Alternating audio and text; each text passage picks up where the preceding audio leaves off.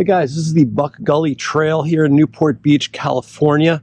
Now, this is not a spectacular trail. It's a really mellow, peaceful, tranquil trail that goes through a protected wetland canyon here.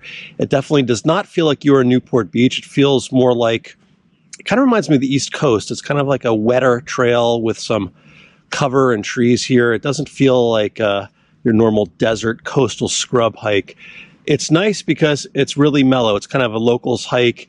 It's not spectacular. There's not any spectacular viewpoints or anything like that, but it is a beautiful, peaceful hike. If you're in the area and you want to do a hike and kind of get away from the crowds, it's a great place to do that. So if you want to do it, I have all the information, as always, at HikingGuy.com and the corresponding article. But otherwise, let me show you the turn-by-turns and what the trail looks like and what to expect if you do want to do this hike. So let's go. So the hike starts in the Corona del Mar section of Newport Beach, and there is street parking. And the trailhead is pretty easy to spot. It's right here. You just go through this gate. Now, don't worry, the beginning is paved, but the pavement ends. You're going to do this little downhill stretch here into the Buck Gully Reserve here, which is all a protected area. Pretty cool. And at the bottom, you're going to go over the stream, the Buck Gully, Creek. You'll see it right there. And we'll be following this all the way up as we go. And then you can see the trail starts here. And there's a trailhead sign and some signs that tell you what to do, including a sign that says one way for bikers only. So there are mountain bikes here. Generally, they're pretty good about letting you know that they're coming, but they will only be going uphill here. So don't worry about them flying downhill. There's a little dedication marker from 2012 and some signs telling you to be courteous, careful, and listen. Very cool. And right away, you're going to go into this sort of shady glen area here. It's really beautiful.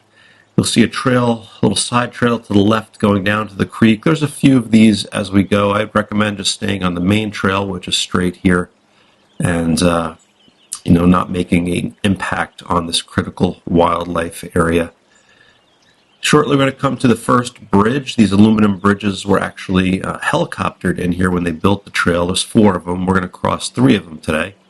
Then they cross the creek, and we'll be crossing back and forth over the creek as we head up along the canyon and gully here. And you can see the trail is nice and small. You kind of weave your way up through the canyon, and the nice thing is you don't really see the buildings around you. If you look up, you'll see some mansions and golf course buildings up in the distance, but otherwise you're going to see things like this, which are animal bedding areas. You see a bunch of those on the way up here. There's a lot of mule deer who live here and other small mammals, which is very, very cool. I'm going to cross the second bridge over here and go across the creek. This one's a little bit longer, I think. Could just be speculation, but I think it's a little longer. Now we're going to get to the first junction, which is the Bobcat Trail, which is off to the left. There's also another bridge there. Now at the end, I'm going to tell you a optional loop that you can do that gives you some views. You're going to go down the sidewalk, but if you do take that loop, you'll pop back out at that intersection. But otherwise, we're going to go straight and keep heading up the Buck Gully Trail here.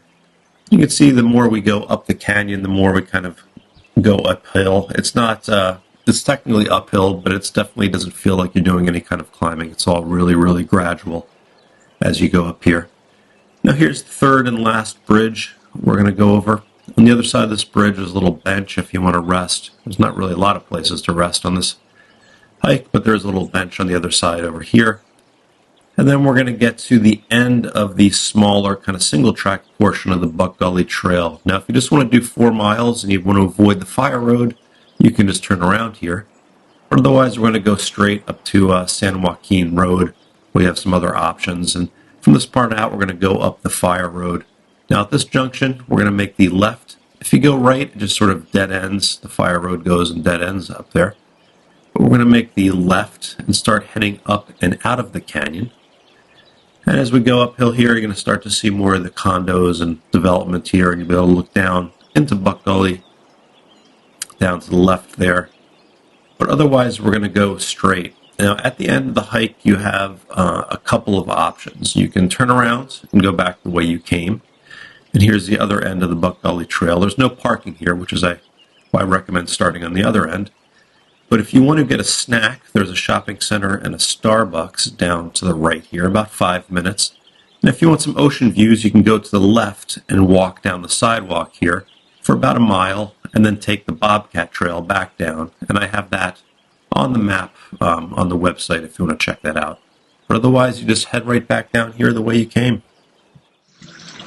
So that's it. Buck Gully, pretty easy hike, pretty mellow. Definitely worth a try if you're in the area, so pay to visit. If you want to do it, just go to HikingGuy.com, where I have a full article that includes parking information and maps. And if you're watching this on YouTube, if you could do me a big favor and click a little thumbs up, that helps me a ton. So thank you in advance. And yeah, see you out there. Buck Gully.